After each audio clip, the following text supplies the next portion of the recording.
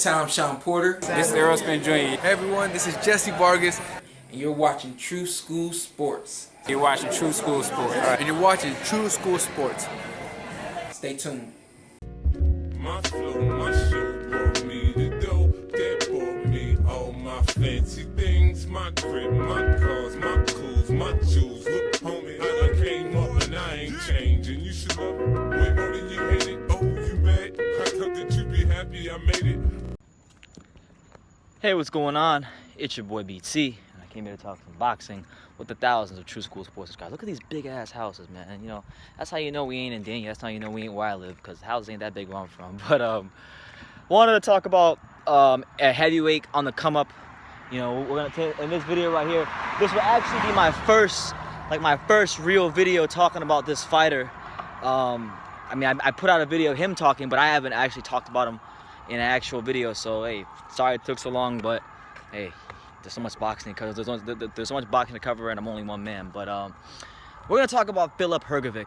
You know, Croatian heavyweight, fantastic amateur credentials, fantastic amateur exploits. You know, when we talk about Filip Hrgovic, we're talking about a fighter who had a 74-15 amateur record. We're talking about a fighter who won the bronze medal in the Olympics. We're talking about a man who, you know, thus far in his boxing career, if we take a quick glance at his resume, we'll see names. If you really up in your heavyweight boxing, you'll see names that you recognize. You know, he made his pro debut against Rafael Zumbano Love, who has been used pretty much as a gatekeeper / journeyman for all the big name heavyweights. He's, you know, if you go click on Rafael Zumbano Love, he's a Brazilian heavyweight journeyman. You know, he's there to be beat, there to build your record. So, you know, fought Rafael Zumbano Love. He's fought Amir Mansour, Kevin Johnson. I believe he stopped both of them, if I'm not mistaken.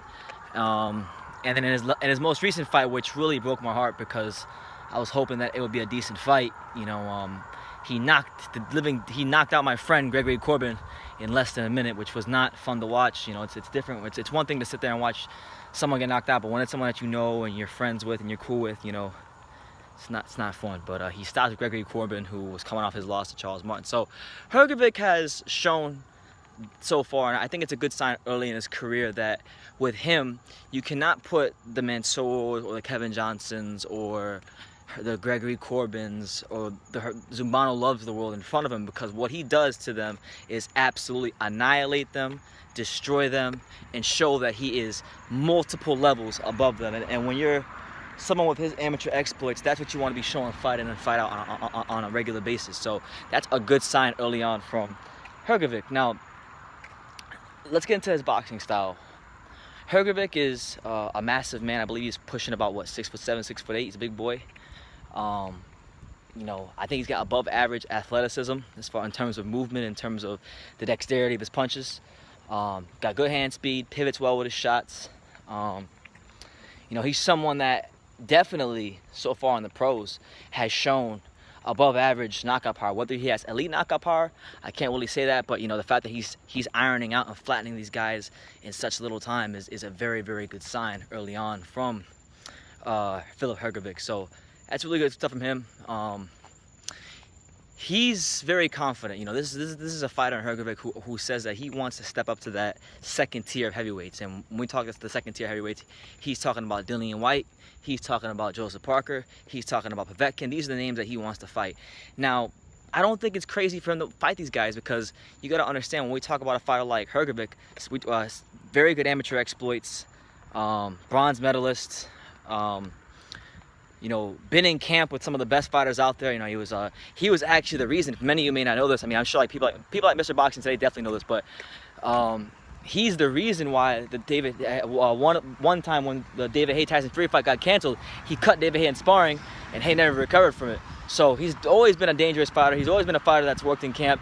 He was also Kubrat Pulev's sparring partner for the Klitschko fight. So he's been around elite fighters for quite some time, and he believes that now is the time for him to step up to those elite fighters, such as Povetkin, Parker. You know, I think those are all good matchups.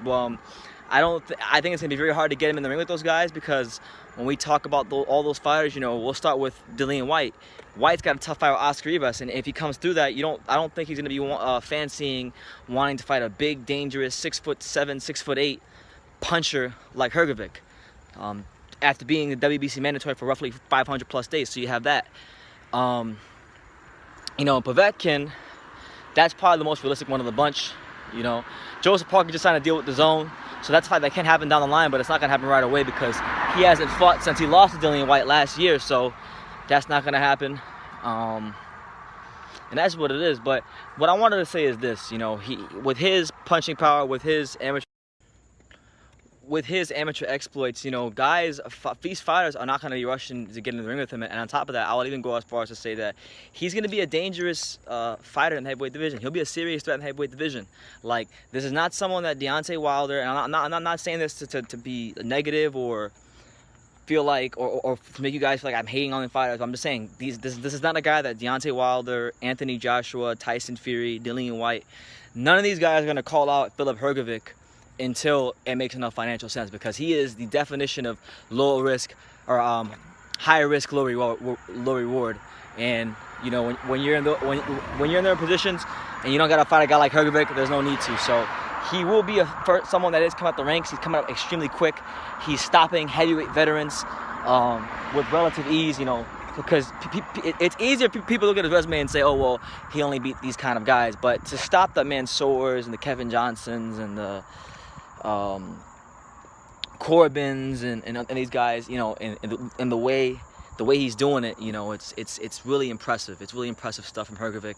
Obviously, I still think he needs to have that step up, and he agrees with that, and then that's why he's not trying to go to that top tier. He's not trying to go to that Anthony Joshua, Tyson Fury, Deontay Wilder, you know, Andy Ruiz level yet. He's not trying to do that just yet, but he is trying to go to that second tier, you know, that Joseph Parker, that Povetkin, that Dillian White level, which I think is a good level for him. And I think he matches up well with all those guys because he's got a good jab, he's got above average athleticism, he's got damn near elite punching power. I can't quite call it elite just yet because he hasn't been in there. In my humble opinion, I don't think he's been in there with the B level heavyweight yet. I think everybody he's fought is C class so far, you know, as far as the guys he's been fighting. But he's got a lot of potential. This is a fighter that I think, if he puts it all together and continues progressing in his boxing career, could be a world champion. You know, I'm not too sure if Croatia has ever had a heavyweight world title